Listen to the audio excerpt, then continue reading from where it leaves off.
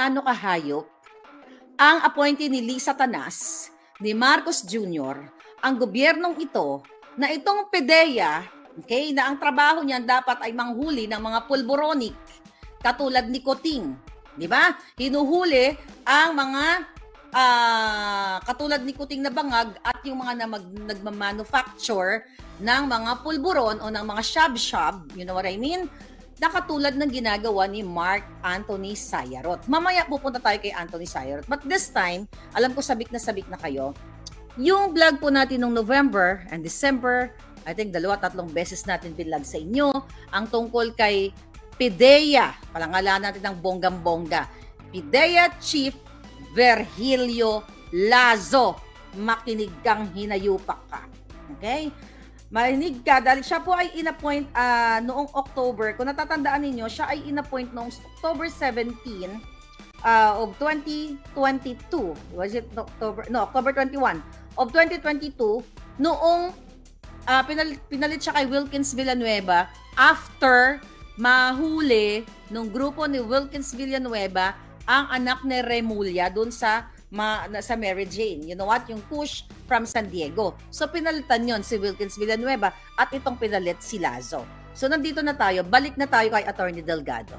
Ito na po, buo na. This is a 5-minute video na makikita ninyo kung gaano kawalang hiya, kung gaano kaabusado ang PDEA Chief na kung saan dapat sila ang nagpapatupad ng batas. Maximum tolerance, inirerespeto ang batas, inirerespeto ang kapwa nila. Pero likas naman ang mana kay Liza Ahas at kay Coting. Panoorin natin. So ayan po, Red Innova arrives with Lazo on board. Stop ko muna. Okay? So papaliwanag natin. So yung Red Innova na yan, ang nakasakay po dyan ay si PDEA Chief Lazo at ang kanyang mga close-in security. So, yung kotse na yan po si Attorney Delgado. Okay? Yan si Attorney Delgado. Okay, ngayon, play natin. Ay, sorry, hindi pa pala yun siya. Sorry. Hindi pa pala si Attorney Delgado yun. Ito pa pala, parating pa lang. Ayan, si Lazo yan. Delgado arrives. Ayan, Delgado arrives. Ayan na si Attorney Delgado. Alright? So, ayan na siya. Okay, so kakanan dapat siya papasok. Ayan. O, teka, Delgado stops on the opposite lane. Papasok po sana siya dyan kasi yung entrance na yun, kung nasaan yung Innova, yan ay papasok sa PDEA. Okay, office. Then, okay, paano nga naman makakapasok si Attorney Delgado kung nakaharang ang buwaka ng inang si PDEA Chief Lazo? Okay, ang sabi dyan sa caption, Delgado waits until the Red Innova clears the gate. So nag-antay si Attorney Delgado pero nakaharang pa rin si Lazo. Right? So play natin. Tanggalin nga muna natin yung sandali lang. Yung Maharlika Network na yun, hindi ko mabasa. Tanggalin mo nga. Ayan, ito. Alright? Ayan na. Okay. So ayan, ayaw pa rin. Umalis. Nakaharang pa rin itong si Lazo. Okay, another vehicle from EDSA. Okay, dahil lang. May parating. Nakita nyo? The incoming vehicle, dahil lang tatanggalin ko lang tong ito, kasi hindi ko mabasa. Alright. Okay, go. So, anong sabi dyan? Blocking that the vehicle intends to enter PDEA, the incoming vehicle overtakes on the right of Delgado. Okay, ito na. So, ayan, nakita nyo, nag-blink, ay nag-hazard yung coaching yon. So, hindi pa rin makapasok si Delgado. Ayan. Gate 1, north. Okay. Notice, basahin nyo. I-off ko muna. Stop ko na. Notice as the rear left door of the Red Innova opens violently. So, tignan ninyo, bubuksan yung pinto ng Innova. Tignan natin. Si Delgado, si ano po yan PDEA Chief ang pinag-uusapan natin. Ayan, ang tapang. Okay? Yan yung nagduduro-duro na yan. Yan po si Virgilio Buaca ng Inalaso. Okay? Ayan. So, dinuduro niya. Nakita nyo, in-stop ko muna. So, play natin uli. Okay, ayan. So, inano na nila. Ayan. Sinugod. Okay, sinugod. Yung naunang dumuro, si Lazo yon, PIDEA chief, at yung mga close-in security niya. In-stop muna natin. So, upon opening the driver's side door of Delgado, okay, ano nangyari dyan?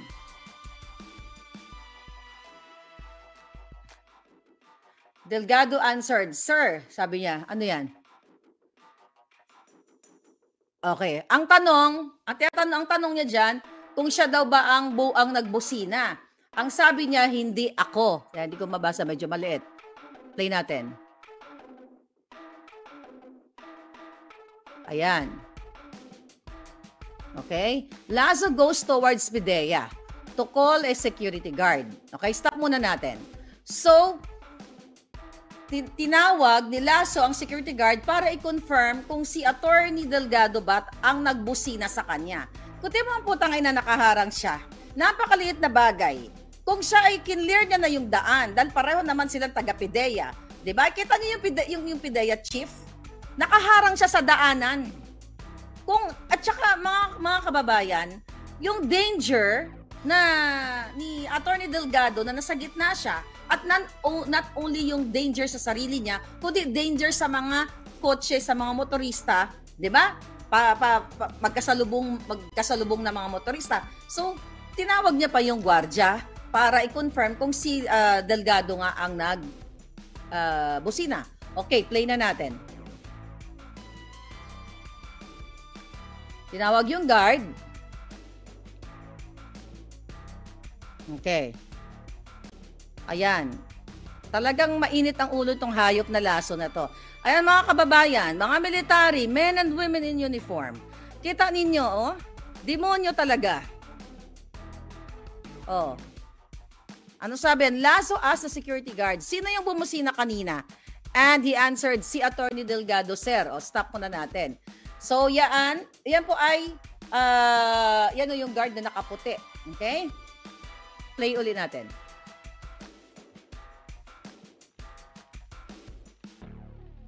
Okay, ayaw niya talagang tigilan. Alright? Ayaw tigilan ni Lazo. PIDEA Chief Lazo. Ang siga, hayop. Ayan. Lazo slams or shut the door. So, sinara niya yung pinto. Ayan. Kung ano pa rin pinagsasabi niya dyan at parang gusto talagang pumatay ng tao.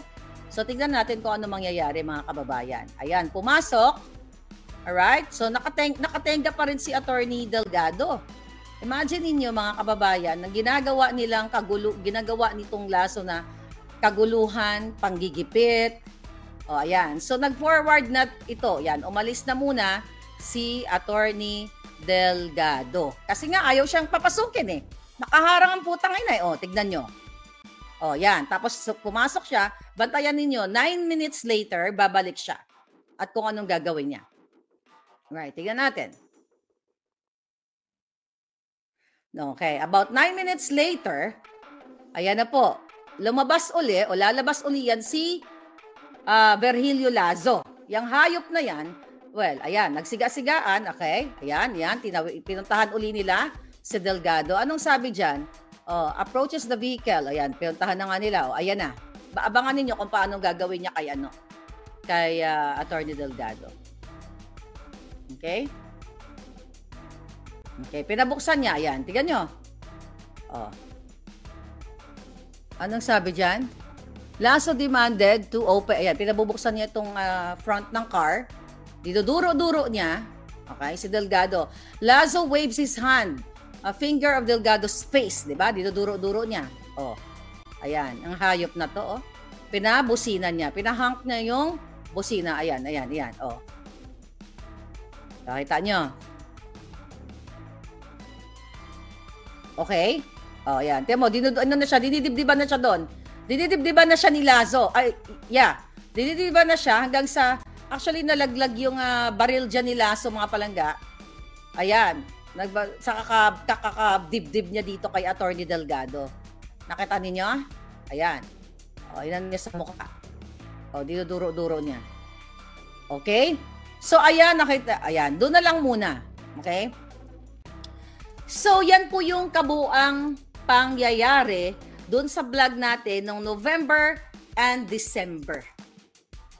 Nakita nyo kung gaano ka-arogante ang PIDEA chief.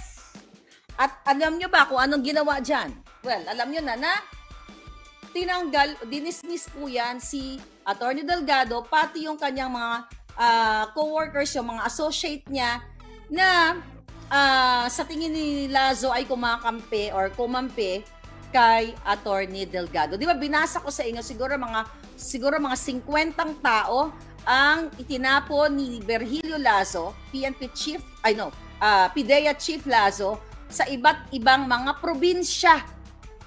At nga yung iba, at ito nga si Attorney Delgado ay tuluyan ng nag-resign na dahil hindi niya nakakayanan ang pangbabalahura, ang pang-aabuso ni Virgilio Lazo na inappoint ni Marcos Jr. at ni Lisa na kasabwat nila sa kanilang mga illegal activities.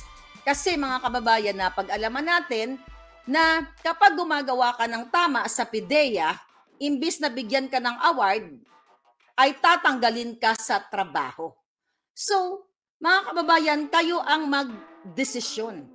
Kung ano yung nakita ninyo, dahil hindi ko naman inimbento yan. You know what I mean? So, kailangan lang maipaabot sa inyo kung anong ginagawa nitong napakawalang hiyang, PNP chief, PIDEA chief na ito.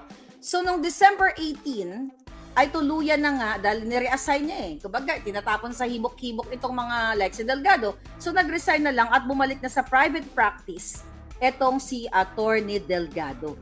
Ganun po sila mag-trip, ganun po sila mang-abuso sa ating mga pulis o mga workers. O yun? At sa iba pang mga taong gobyerno na nagtatrabaho lamang ng tama. So, mga kababayan, galit na galit yan si Lazo sa akin dahil marami tayong in-expose sa kanya na mga anomalya last year pa. So, imagine ninyo, mga kababayan, kung ganito ang namumuno na dapat sila ay what? Dapat sila ay lingkod bayan.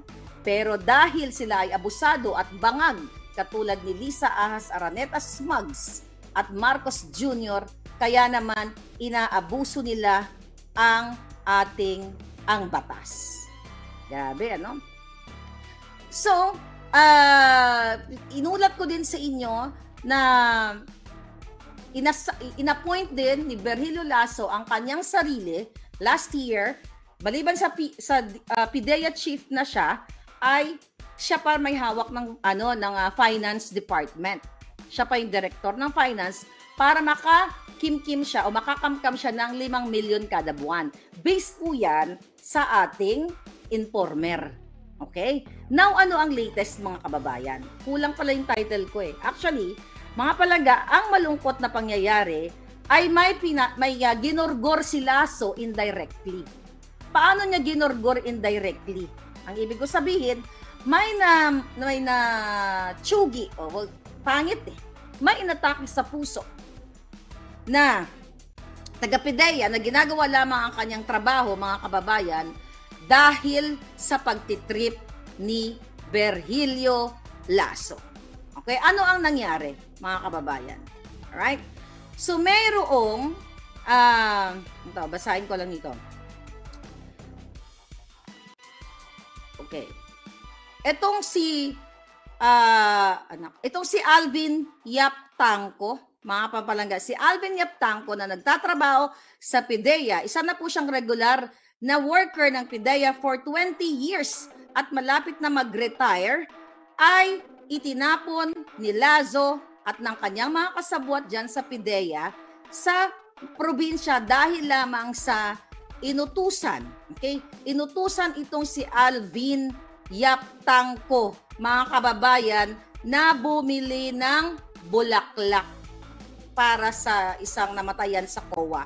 Okay? So, nung inutusan, itong si Alvin Yap Tangco, nitong mga tao ni Lazo, mga palangga, at mukhang hindi natuwa dahil unang-una wala naman daw binigay na pera para pambili ng bulaklak.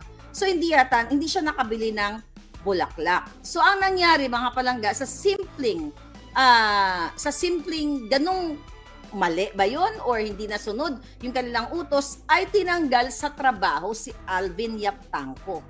At namatay po siya couple of days ago. I think for mga 1 linggo na yata. Ngayon ang nakalipas. Ngayon mga kababayan, alright, dahil doon, basahin ko lang to kailan siya tinanggal. Ito, nasa akin hawak ko. Alright. Ni-reassign siya noong January, okay? January 31 of 2024. Ni-reassign siya ni Lasso dahil lang doon sa pagkakamali ng kawawang pulis na si Alvin Yap Tangco.